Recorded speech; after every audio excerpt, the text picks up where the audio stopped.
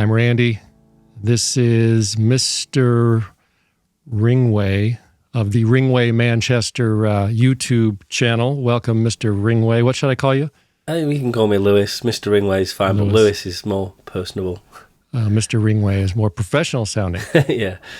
On your YouTube channel, you make videos about shortwave and ham radio dork stuff. Listening to things, not making contacts with anonymous men. Like the other ham radio YouTubers. Yeah. And your most popular stuff is about listening to secret government CIA type stuff on the shortwave, right? Yeah, why is that popular? Why? Because a lot of people watch those videos. Why? Well, yeah, I sort of broke away from the amateur radio crowd and went into the shortwave listening side of things. And why would you break away from such a elite and special crowd? Because I don't like because of the views, or because I don't really like talking to people. So yeah, it was easy for me.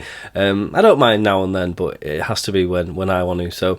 Yeah, it really started at when the Russia-Ukraine invasion happened, and I was listening to some online SDRs and some of my own radios, and was hearing like military communications and things, and it sent me down this whole journey. So you were hearing military stuff between Ukraine and Russia, or amongst one side or the other? Amongst both sides. So you would hear like Russian military aircraft and helicopters doing ground assaults in the very beginning, and it was really easy to hear because on the online SDRs everybody was like listing a frequency and saying what it was based on call signs and things like that. So yeah, that was what was being heard. And this was all analog, open, or digital? It was all open, yeah. This was analog all or open, digital? Yeah. Analog on shortwave, yeah.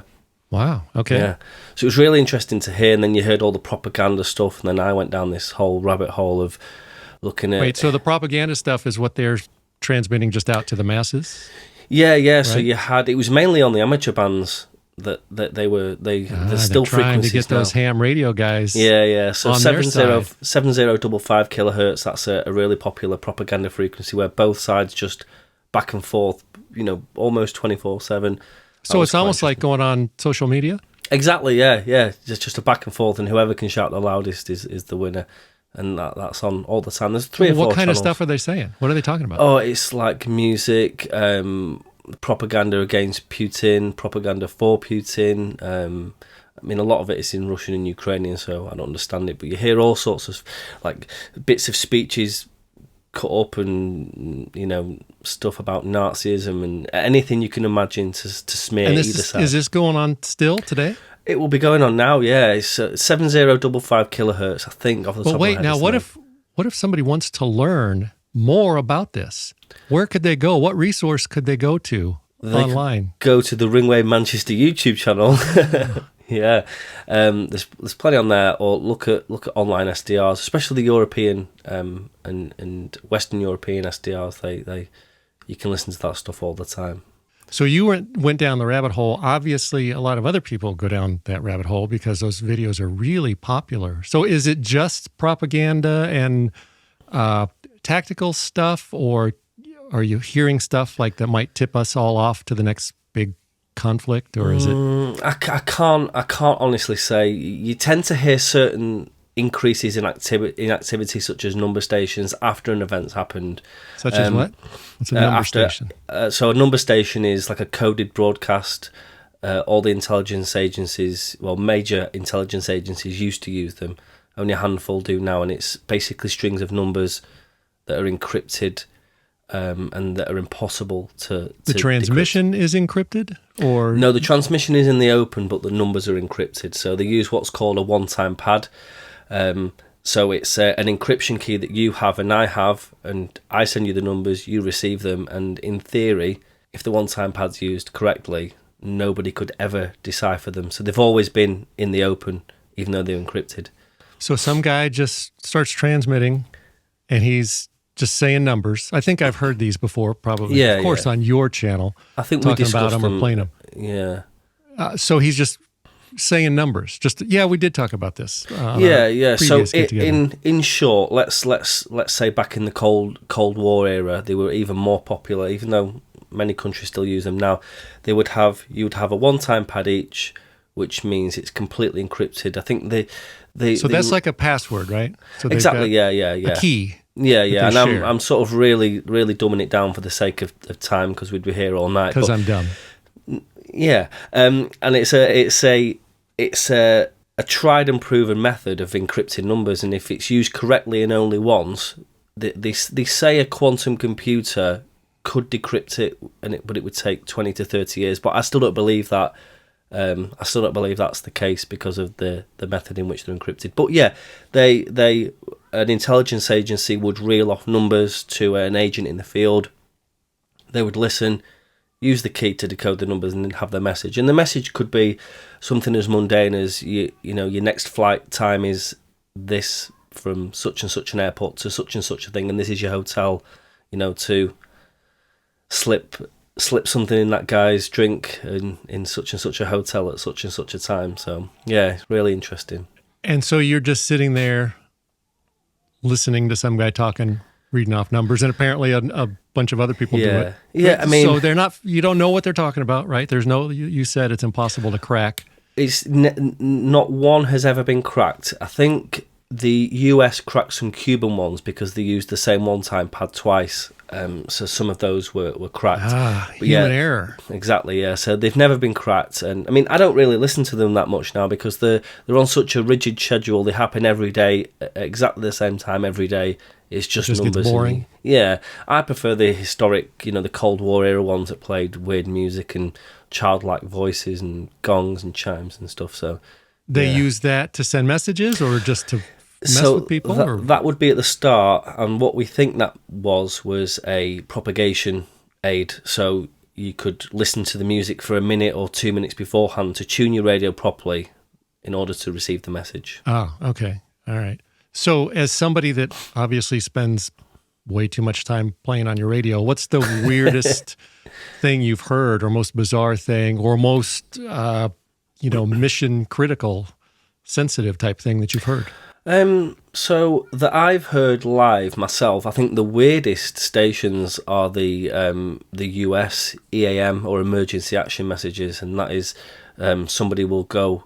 It's like an American voice with an echo on because it's on two frequencies, and they just reel off numbers and letters. I think it's numbers and letters. It may just be letters.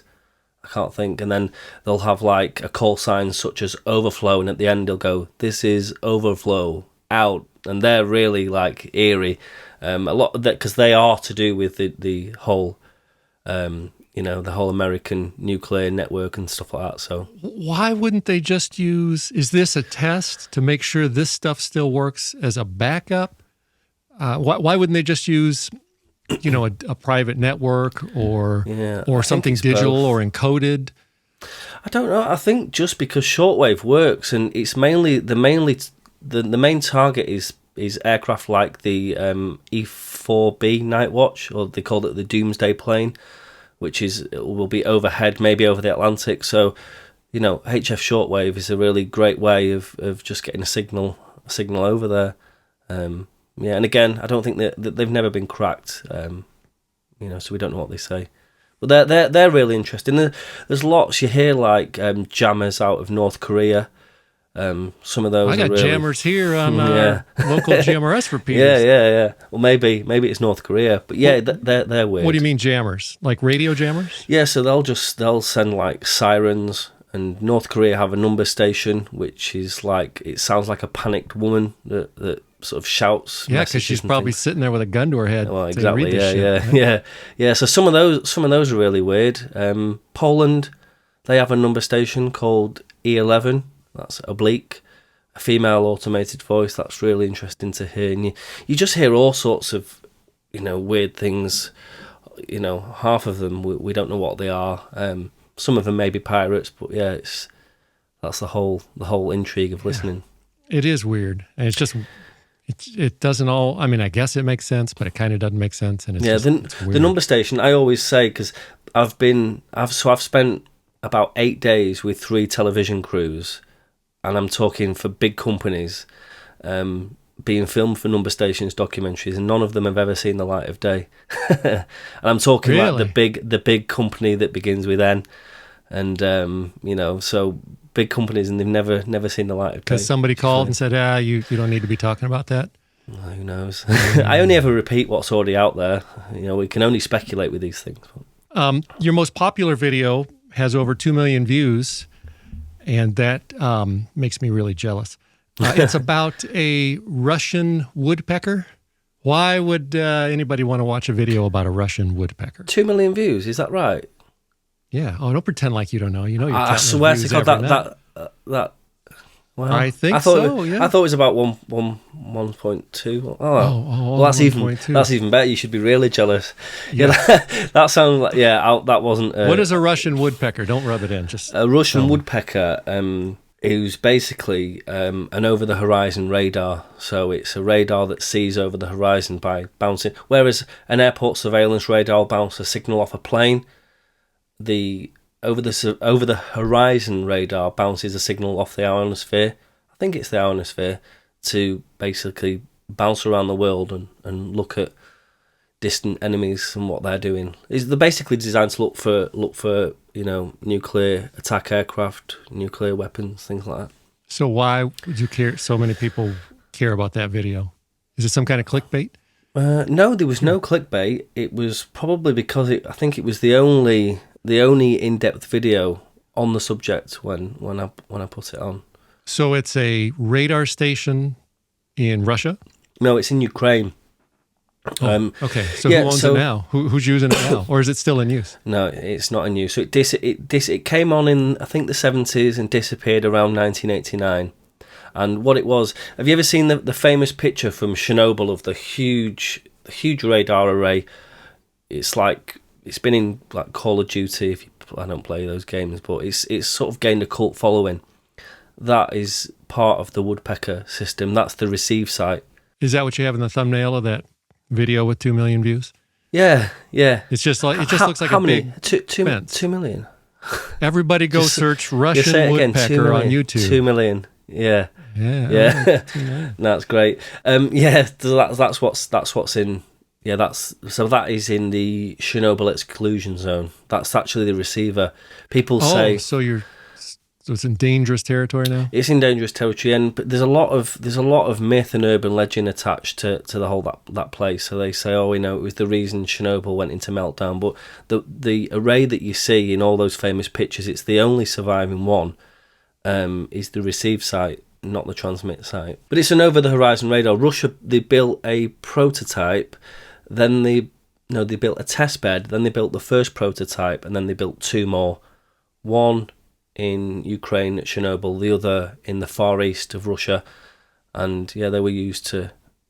Why don't they use them anymore? How do you know they don't have more? They use a different system now called container, but the over-the-horizon radar, what scuppered that really was Chernobyl, and then the collapse of the Soviet Union just meant that they were no longer used, and there's not much left of them now. You can still see the remains on Google Earth, but they sort of stopped being used at the end of the Soviet Union, and then I think throughout the mid-90s they developed a system called Container, Kontainer, which is a similar thing. But most countries have them. I think we have one called Pluto in the UK. You guys in America have them as well. I think there's one on the East Coast. Don't quote me though. Yeah, ours is probably bigger and better. Yeah, what kind of radio are you using to listen to all this stuff? So my main radio is an ICOM 7300. What is that? A ham radio? What is that? Yeah, so it's a ham radio, but it's basically been widebanded, so it'll just do everything. And quite an interesting thing is the microphone has never been plugged in, so it's a transceiver. You can talk on it, but I was just going to ask. So can you transmit on all those frequencies, or is it? Yeah, pretty much. Yeah. It's been open to transmit anywhere. But so you could get on and start talking back to one of those numbers guys. Yeah. I dare you to do that. Make a video of that. Yeah, but like I say, I don't really like talking on there, so it's the microphone's never been plugged in, but it makes a really good shortwave receiver, and I have a huge long wire going down the garden, which just a big literally long wire. Yeah. I forget how long it is now. There's a balun in the there's a balun on the roof on a pole, and the wire goes right down the garden. It's like probably 100 foot maybe, and that's what brings the signals in. So you can literally hear stuff all around the world? Yeah, I mean, it's mainly Europe here. I struggle with the US side a lot. There's not much here. Not much here. You have stuff coming out of Cuba. That's not the US. Yeah. Cuba is not the US. No, it's not. Just but in case you didn't know. I said US side. Not yet. Yeah. Yeah, so I struggle with the US stuff, so I use online SDRs for that sort of thing. I can hear the Cuban stations in the morning, but of course the US doesn't have any number stations now. The US number stations came from Warrenton, Virginia. They don't do that anymore? It's all still there, but they don't use number stations now. I don't think they do. No, they don't. No. They're using the internet? Yeah. They've got with the what times. could go wrong with that? It's mainly it's Russia, Poland, North Korea, China. They're the main ones that use them now. So still lots to listen to. Still, yeah. Lots of reasons to go and look up Ringway Manchester on YouTube. Ringway Manchester and learn on YouTube. more about it. And sorry, just how many views did that woodpecker video? Did you say? Oh, you really got that in your head now, don't No, you? because I genuinely didn't realise. I'm happy with that. That's great. Look it up. Go ahead. Rub it in more. I'm sure it said 2 million views. Yeah, that sounds about right. Maybe it was 200,000 views. Sorry to burst your bubble. No, Yeah. So you are obviously a YouTuber. And even though that video got, I'm saying 2 million views, how's the YouTube algorithm treating you lately? When we were talking off camera or going back and forth before we did this, you mentioned YouTube auditors, right? Is that, and I don't, what is that? So here they call them auditors, but it's basically people that go and film the police and other security and things to just antagonise them. Oh, okay. I thought those were somebody that worked for YouTube that was auditing your channel. No, sorry, I should have been clear with that. Yeah. They're basically people that they hang around. They'll just go and film a police station with a balaclava or a mask and a hood up, looking. And wait for them to do something stupid. Yeah, and just wait for them to come and challenge them. And I was just wondering, do you have those? Well, I know it's a rhetorical question, but do we? Well, yes, we do have those. And our guys, I don't watch a lot of them, but I've seen them before. When they're doing their thing, at least they have, and they usually have it written down. Sometimes I've seen them give the little cards to the police when they're violating a constitutional right. That we have a constitution that apparently you guys don't have, and that's why we fought a war with you guys. So yeah, we have those guys, and usually, I want to say I don't like watching them because the guys are usually dicks, right? You got a cop here. The cop's just trying to do his job, right? He just wants to go home that night. But on the other hand, the cop's breaking the freaking Constitution or doing something really wrong sometimes. So I don't know. I don't like watching them, but I guess that is the entire role of the press. I think that would fall under the what we have, a constitution protecting the press. It kind of falls under that, I guess, where they're keeping everybody honest, even though they're kind of being dicks about it. But see, the problem is the police here rarely do anything stupid. Nothing more than really a search takes place. Wait, the police here never do anything stupid.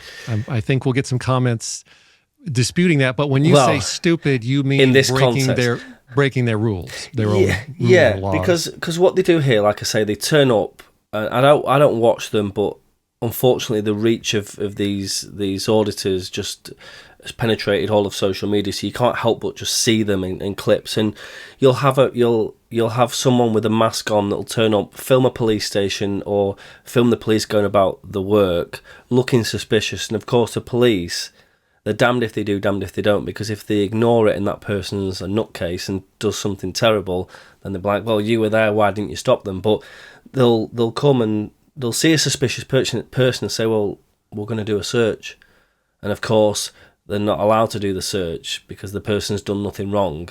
And the whole aim of it is to put a civil suit in against the police in order to get a payout. That's what a lot of these auditors do. And I know it's the same case in America. They pursue legal claim. Well, they pursue civil claims against them, when they're only trying to do the job. And the police, I think, are largely uneducated on the rules of filming in public. And it's not just the police here. They film, stately homes, like industrial places, just to get a rise and a reaction out of people.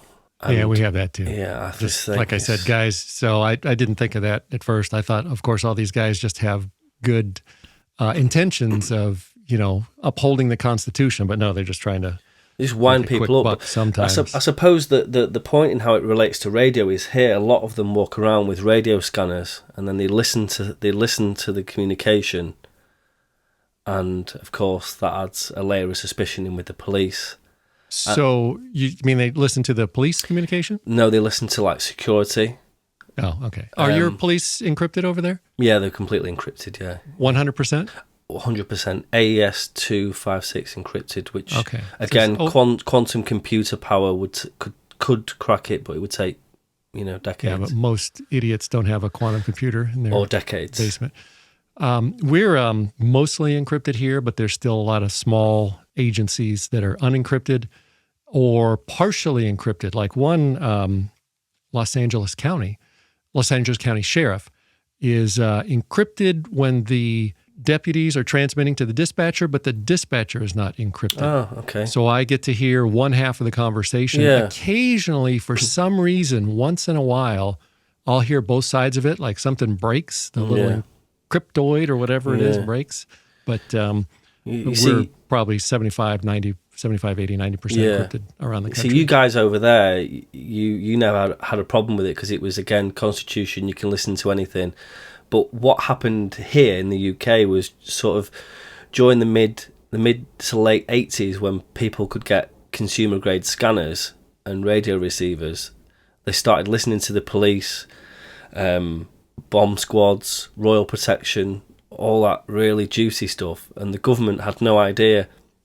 And there was a few high profile cases, and then they thought, actually everyone's listening to our thing, which is why they sort of re-emphasised that law here against about anything you listen to on a scanner that isn't meant for you is against the law. And that was how that started, because they didn't realise everybody could listen, and people shared frequencies, and all of a sudden royal protection frequencies for like Buckingham Palace and everything were all there for the wide open for the taking for whoever wants to come and visit. You made a video a couple weeks ago about a couple that got their house was raided because they were talking about what you and I are talking about right now.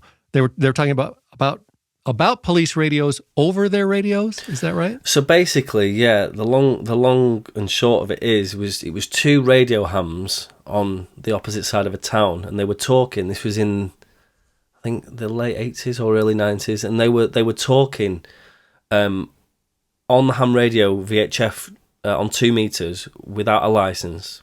And, there's your problem right there. Well, the authorities listened in, and what they waited for was for them to incriminate themselves further. So what they did was, over the air, they exchanged the local police frequencies. And well, wait, you hold on. So they waited for them to incriminate themselves further about talking without a license, or about other stuff they were talking about? So first talking without a license, but then they let them trip themselves up and exchange these police frequencies over a certain period of time. Is that not allowed? So the free exchange of information not allowed in your country? No. So yeah. So well, we can come to that soon. So basically, the amateur radio rules state that you shouldn't talk about anything like that, stuff like religion, politics. Of course, people do, but that was the wait a minute. So rules. If you are a ham operator in your lovely country, you are not allowed to talk about religion? You're not supposed to, no. Well, does that, you're not supposed to, meaning if you do that, you're violating their rules? I think, yeah. So when I studied for my amateur radio license, I'm talking like 21 years ago, they said you not talk about religion, politics, blah, blah, blah. And yeah, I'm sure that's like the rules. Of course, people do. But yeah, well, there's rules and you break them, but it's just the idea that there is a rule and that you can't talk about those things. Yeah. It's And crazy. that's still in existence? As far as I'm aware, I'm sure somebody watching. We're going to have to read the comments. Yeah, but that was what I was told, and of course, you can talk about traffic, prescription medicine, aches and pains, and the weather. They're the 4 things you can talk about. Anything else is taboo. Well, those are actually 2 of those are the most popular topics on Ham, is aches and pains and the weather. So, just back to these guys. So the authorities were listening, and they were direction finding them, and they waited for them to discuss to share police frequencies multiple times, and then they swooped in and they took them to court. And so was this the local law enforcement or the radio? Your equivalent of the FCC, or who did so this? it was so then it would have been the Department of Trade and Industry. So it's a government body like your FCC. So they turn up armed with police, and they'll basically kick the doors of a proper.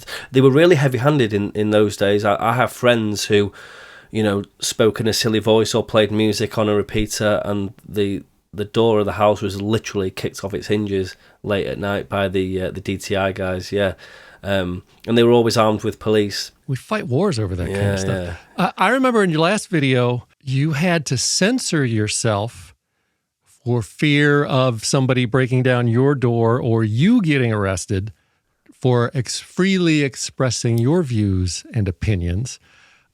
Is that still an issue over there? And if it is, just blink twice and we'll move on to the next topic. So talking about that, there's a lot of sort of political hot topics on the agenda here at the moment, and making divisive comments or inciting certain things in relation to these topics. Yeah, there's videos on social media all the time where people have a knock on the door from police, for saying things about like the migrant situation here. Certain things like that are, these political hot topics that everyone seems to be really up in arms about. So you're not allowed to talk about these things? Oh, you can talk, but you can talk about it. But, for example, there was somebody Are you allowed to hurt someone's feelings? That's what I remember reading, is that if you hurt somebody's feelings, you might go to jail. Is that a law? I think that's probably taking it too far. How arrogant you have to be to think that you can go through life and never have your feelings hurt. There was a case recently. Of course they do, yeah.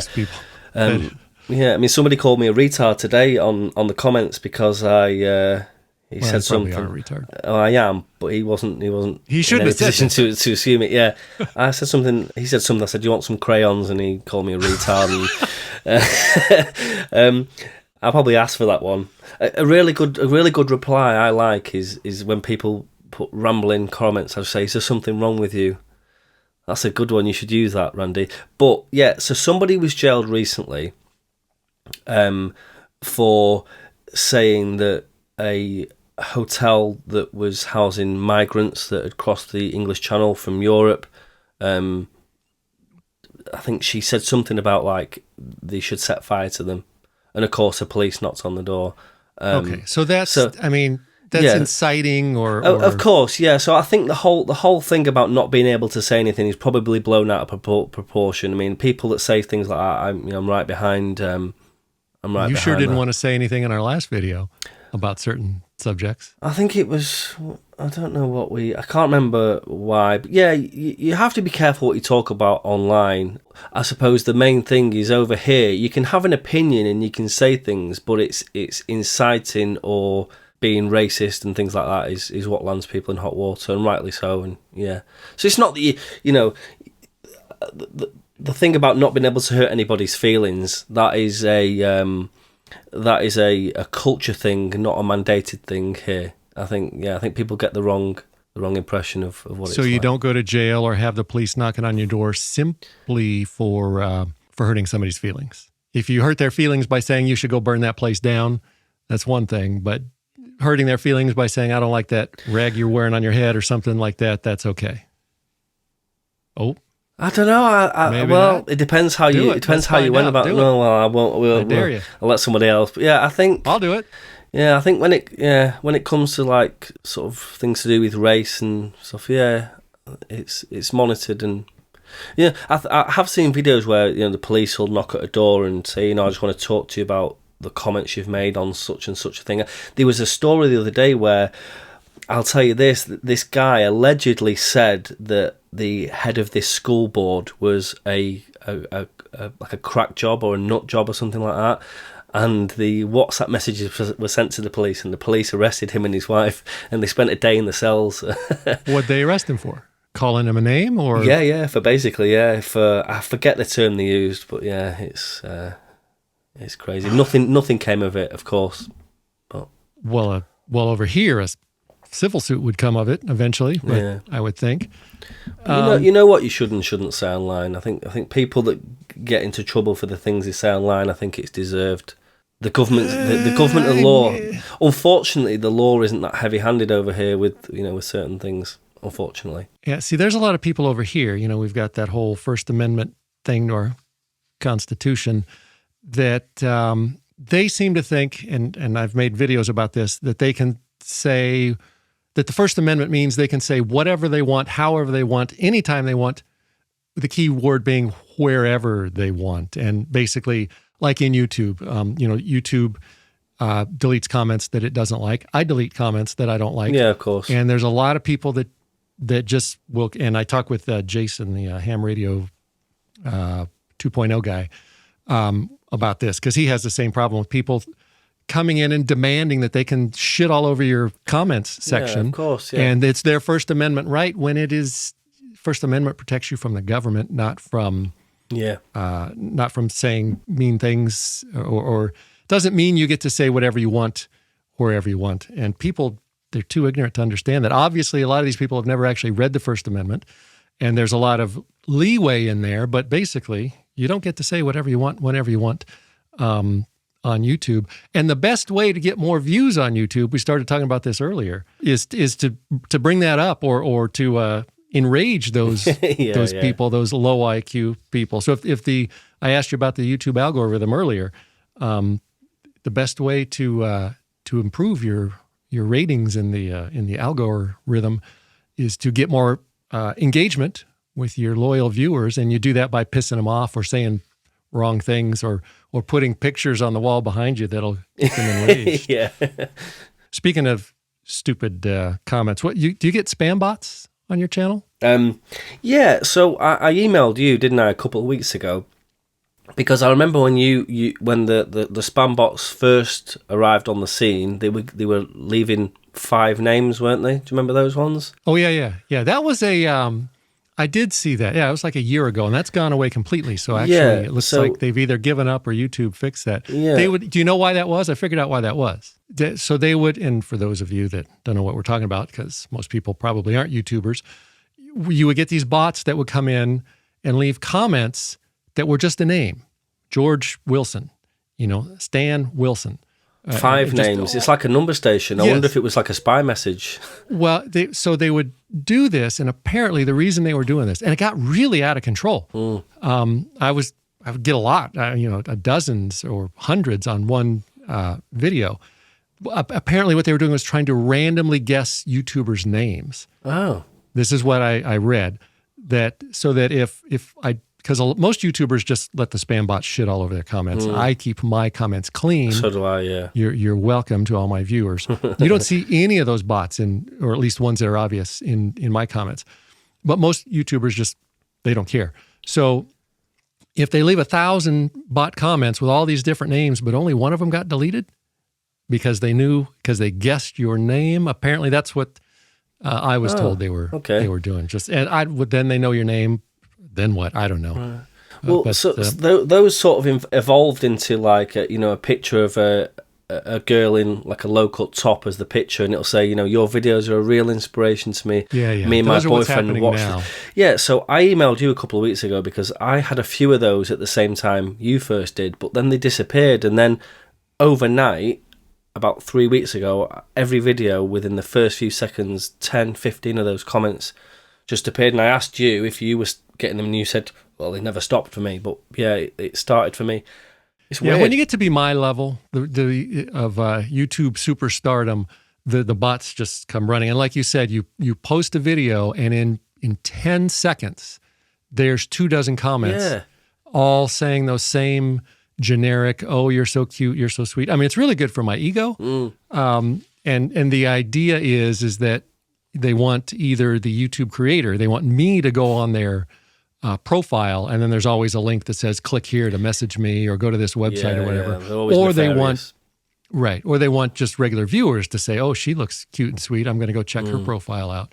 And I delete and report thousands of those every week, and YouTube apparently can't figure it out because they don't delete them. They don't, or maybe they are. Maybe they're deleting millions of them, and we're seeing what they don't delete. Yeah. But oh my, if you don't you dare say anything about an LG BLT, and they'll delete that. Yeah. But if you're a spam commenter, a bot, they don't care. I have my comment moderation set to high, mainly because people just post links to like stupid things. So the retard comment, when somebody called me a retard, got through that today. So I should speak to you about that. But yeah, I just find pin him to the top. You pin him to the top. yeah. I like crucify him with his own words. Yeah, I like pinning comments. Yes, that is the highlight of my day. You see, the algorithm, I find, I was reading into this, so I try not to look at the numbers too much on YouTube, because I think if you do that, it doesn't become a hobby. I think it could probably become an obsession. So I try not to look at them. I sort of gauge how videos are doing and things, and I know what videos will do well, I know what videos will do average, and then I know what videos will do relatively poorly, but I'll do them because I want to do them. And then I notice that sort of every May, June, the YouTube algorithm just kicks me off. So then I'll have a video, I'll have a series of videos for, a couple of months where I'll struggle to hit 10k, 20k. I'll do a video on a topic that I know would usually maybe be a 100k view video, and it will struggle to hit 10k. So, and I was reading that what they do is they change things around to stop the same channels getting all the views to make things fair. Yeah, they do change things around. But Josh and I talked about this when he was on a few weeks ago. He's the ham radio crash course guy. Great he channel. thinks that because he sees the same thing, and I see the same thing. He thinks it's because it's summertime and people are coming out of the frozen tundra because it's finally melted and they're going outside. Yeah, but I'm not sure because, I 3 weeks ago I had a video where we've just had like a bit of a heat wave here, where we had like 6 weeks of really good weather, hardly any rain, and loads of sunshine. And in that period, I had a video that did 250,000 views in 1 week. And then I'll do a video on something. Yourself, every YouTuber has bread and butter content that they know they'll do well, and you'll drop something like that, and all of a sudden you look, it ranks at 10th in the ranking, and you think, oh my god. Yeah, I hate that. Yeah, so I hate that. Yeah, I try not to look because I just enjoy making videos. But it's annoying when you spend there could be one where I spent 3 days outdoors filming all the footage for it, and then it doesn't get any views, and you think, oh. Yeah. People that aren't YouTubers don't understand the struggle, the pain that we live through to bring this, I want to say, entertainment to our viewers. But when you make a video, are you making it to educate or to entertain? I don't know, because my videos are, I would classify them as edutainment. Yeah, there's probably less entertainment. Some of them are really nerdy and boring. So I just released one, I think yesterday, talking about how this company in the 90s carried fibre optic across the pylons of the National Grid. Now you can't make that entertaining, or I could. You could. I guarantee you I could. yeah, talking about big pylons and Right. Yeah. Right. So some of it is quite nerdy, and really. Yeah, I try and entertain sometimes, but I suppose so every channel has their own thing. So yours is the education when it comes to radio, especially for newbies, but you have the whole entertainment and persona in there. I think people like Josh and Jason, theirs is educational, but they also have the person on the screen and the live streams. Mine is narration, so I try and sort of bolster mine with nice imagery, nice footage, drone shots, things like that. So yeah, I try and be entertaining, but it's hard. I should be on camera more, but I can't. I just cannot. I cannot talk to the camera. I just can't do it. It doesn't work. I think when I did my 100k video at the end, I just did a 2-minute thing, like a talking, and it took me nearly an hour to record because I just kept messing it up. So I can't. It's hard to do. Yeah. It's hard to do. When I first started, I could not face the camera at all, and now. So you have it down. I still can't, but I fake it well. Yeah, it takes practice. It takes a lot of practice. You do a really good job with it. I would just look really like you would see my eyes reading a script. It just wouldn't work. Yeah, it takes practice. Yeah, unless you're a retard like that guy. So. Well, I'm starting to think maybe he was right. You never know. Yeah. All right, let's stop talking about YouTube because this is not entertaining enough. The radio dorks want to know. Do you have the Meshtastic over there?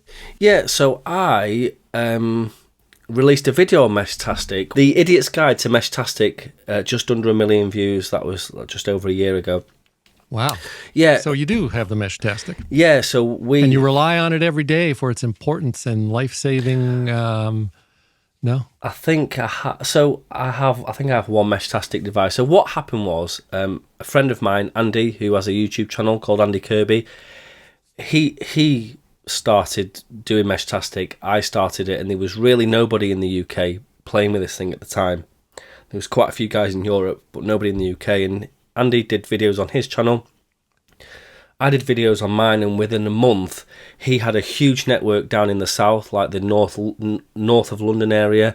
I had this big network in the Manchester area, so it was maybe 70 miles wide by about 80 miles. From north to south, and we really kicked off the whole Meshtastic thing here between us, and then a lot of other people got on it and did YouTube videos and websites and stuff. And yeah, so me and Andy were the two guys that really, I don't mind saying this, we kickstarted the Meshtastic thing, or we brought it to everyone's attention really. And to then the masses. What happened was, because of the bandwidth it just got too congested, too busy. It didn't work because too many people using it, the messages didn't deliver, and I got bored of it and took it all down. So it's your fault that it got so popular, and it's your fault that I mean that it sounds arrogant to say that, but yeah, there was nobody in the northwest of England using it until I started doing the videos. So yeah. And now you don't use it at all? No, there are a lot of people still using it across the area, but no, I don't bother now. Yeah, I keep trying to find a reason to use it, and I ended up I just bought a device. It won't be here for a couple of weeks, so I don't know why. Josh convinced me I had to have it. Yeah, if you're using it away from a network, it's quite handy because it's of course encrypted, and things like that. I think for messaging in a grid down situation, if you had a couple of battery powered or solar powered devices, there's a guy I think called the Comms Channel over in your side of the world, does some really good videos. But yeah, here there isn't really a need for it. It's a hobby. I could be wrong. I haven't done it yet. Maybe I'll learn, but it's just like a toy. Because to me, if the devices can talk, or if you've got a little neighborhood network, whatever, set up, it's still line of sight, and that I can see how a network can extend that. But I can just pick up my radio and talk. Yeah, I mean, much that same distance. It's a nice concept. I mean, it's like saying, everybody in the neighborhood should use a PMR or a GMRS radio and keep in touch. And if the shit hits the fan, but in the UK, when does the shit ever hit the fan? It really doesn't. We don't have, we're not unfortunate enough to have things like tornadoes, large scale fires, things like that. So yeah, it was a really nice novelty, and it does have its uses, but there's too much congestion on the band, too many users. And then of course, like down in the south, you have this thing called Talenza, where all of the street lamps are starting to be used on the same frequencies as Meshtastic on 868 megahertz. So why does a street lamp need to be on a frequency to turn it on? To turn them on and turn them off. Yeah, all of that starts to splatter a lot, on the band. It got to the point here where you were sending messages and they just weren't getting through. But in the early days when it first started, I could pick up my device at home on the desk, type a message. It would go to the station I had in the attic, hop across the neighbouring counties to like a lighthouse 70 miles away. And you can watch all those actual hops, You can like a see trace them. route. Yeah. On those, and that's probably why the radio dorks like it so much. Yeah, It's so cool. And it was nerdy. It was really, really good fun. But I gave all my equipment to friends and stuff. And oh, you don't even have the stuff anymore. I don't have. No, I'd have. Oh, just have the two of the, what were they called? The little handhelds that look like a BlackBerry. I forget what they were called. I have two of those. Yeah, I've seen them. I'm sure I'll have fun with mine when I get here. We're running out of time. I'm not going to hang up on you yet. We're over time. Sorry. I keep telling everybody I want to keep these to 30 minutes, and we're way over. You mentioned off camera that you wanted to talk about and compare AM radio here in the glorious United States of America versus UK and Europe. Did you mean commercial AM radio? Or did you mean radio commercial. dork radio? Yeah, commercial. Aren't they the same? Well, no. So let's compare them. Yeah, so you guys have an abundance of AM stations, like local AM stations, whereas we here, our local AM is really on the decline. Our national AM, so we have BBC Radio 4 here. There's only 3 transmitters left that cover the UK.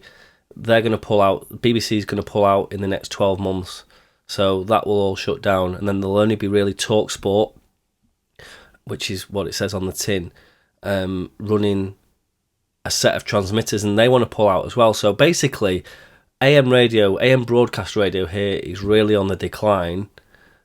What's it like over your neck of the woods? Where I live, I can't speak for the entire country because, our country's like 100 times bigger than yours. But here in the LA area, and I'm actually outside the LA area, but because it's AM, I can hear all the LA stations. It's mostly been talk radio and sports for the last 20 years. There's and religion. I don't know of them any shutting down. We don't have the big government-run propaganda like you have the BBC over there. So I don't know. I wouldn't say it's on the decline. 40 years ago, FM kind of took over. So we've got the FM, and it declined then, but I haven't noticed much difference. I still listen to KFI out here in LA occasionally when I'm in the car. So I guess it's just another way that we're better than you over there because we still have AM radio. Of course, yeah. I mean, they had a huge, large-scale power cut in Portugal and Spain and parts of France recently, and I made a video because the news in those countries was saying that everyone went to the local store, bought an AM radio, and it was because all the 4G networks, 5G networks, everything was down. It was like a national emergency, so everyone went and bought AM radios. Too bad they didn't have Meshtastic. Well, of course, yeah, but they all bought AM radios and were using it to listen. And if anything like that happened here, we would really be screwed. And the people are calling for the deadline to be extended so it doesn't shut down.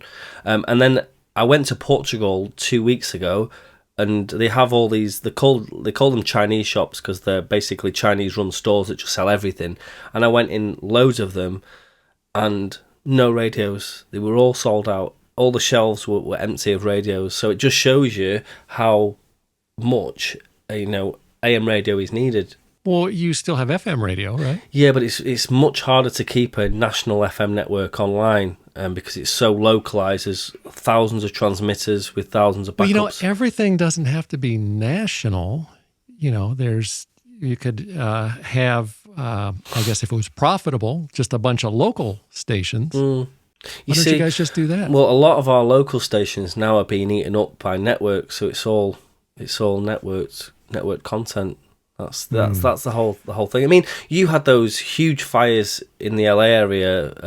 Was it this year or last year? It was a few months ago. Yeah. Did AM play a part in keeping everyone listening to the news, or was there not as much of a widespread power outage? When something like that happens, AM would. I mean, you hear everything on FM the same on the FM stations. On AM, you will have news-only stations, and when something like that is going on, they would be dedicated, 24 hours talking about nothing but that. So I guess they do have a role. But if those weren't there, we don't need a national network to tell us what's going on in Los Angeles. Yeah, we just need another FM station going on in Los Angeles. Yeah. So, yeah. You mentioned the BBC. I meant to tell you, the BBC had 2 of my videos banned in the UK recently. I got a notification off YouTube. They put a complaint in and got them banned in the UK. Got your videos banned in UK because you had copyright stuff in them, or you were talking bad about it? I just talked about the radios used in outside broadcasting, in TV studios, clean feeds, all that sort of stuff. Links to gallery, talkback, included like national frequencies. Put some clips in there, and those videos were on for a year. The BBC saw them and they took them down. Under why? It basically said a legal complaint by a government entity. So they were blocked in the I don't UK. understand what they didn't like. What didn't they like? I don't know. Probably, I don't know. Me talking about the tricks of the I mean, again, it was all stuff that's, if you research enough, you'll find it publicly. There was nothing secret in there. But yeah, again, it was talking about the stuff you can hear on a radio scanner in relation to television studios. And they didn't like that. Yeah, YouTube said you have it's a legal complaint from a government entity. Therefore, this video is blocked in the United Kingdom.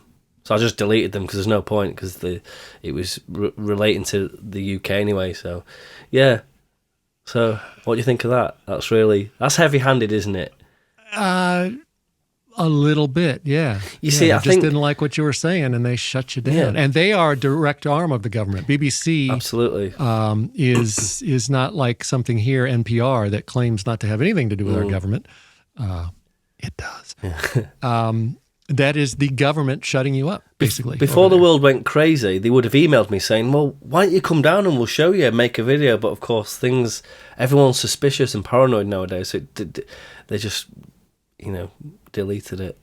When the government pisses off enough people, that's how America started. Yeah. So speaking of the government pissing off people, and this, I promise, will be our final little discussion point, and then we'll hang up. Does the FCC have monitoring stations over there? I know you want to talk about monitoring stations for the FCC. Do their long arm of the FCC reach over there? No, but we have Ofcom here, which is our version of FCC. They have monitoring stations. And are they monitoring you on the ham radio, or are they monitoring the television broadcast? What exactly are they monitoring? So they monitor anything. So TV, radio, amateur radio, business radio. If it's on the spectrum, they monitor it. And I say this not from a place of authority or really knowing. I think Ofcom is mainly involved in things to do with cyber now, rather than monitoring the airwaves. They don't really deal with serious complaints on like amateur radio stuff at all, unless, well, I don't know of any recent cases where they've dealt with anything. But they do have monitoring stations to monitor the spectrum. The majority of their work is when there's a large scale event such as the Olympics or Formula One. They work with everybody to make sure that cameras and microphones don't interfere. Any interference to do with like cell towers, they deal with all that sort of stuff. So not really radio. Since the police went digital, they sort of not really bothered. They will deal with complaints of interference from licence payers. So if somebody's paying to use a two-way radio system, they'll investigate interference and things like that. But yeah, they have monitoring stations here. So they're both basically useless. If you talk about amateur radio, yeah, but no, Ofcom. I've done quite a lot of videos on some of the stuff they've done with the Olympics and things, and they have a pretty tough job on their hands. Yeah, things like frequency coordination, especially for something where you've got just a whole, suddenly overnight, you've got a million things all trying to talk on every frequency. That would be a tough job. Yeah. But once that's over, then what? They got to. That's when they start making sure they're still valuable by going after the little guy. But it sounds like maybe not. No. Well, see, over here, a lot of the monitoring stations.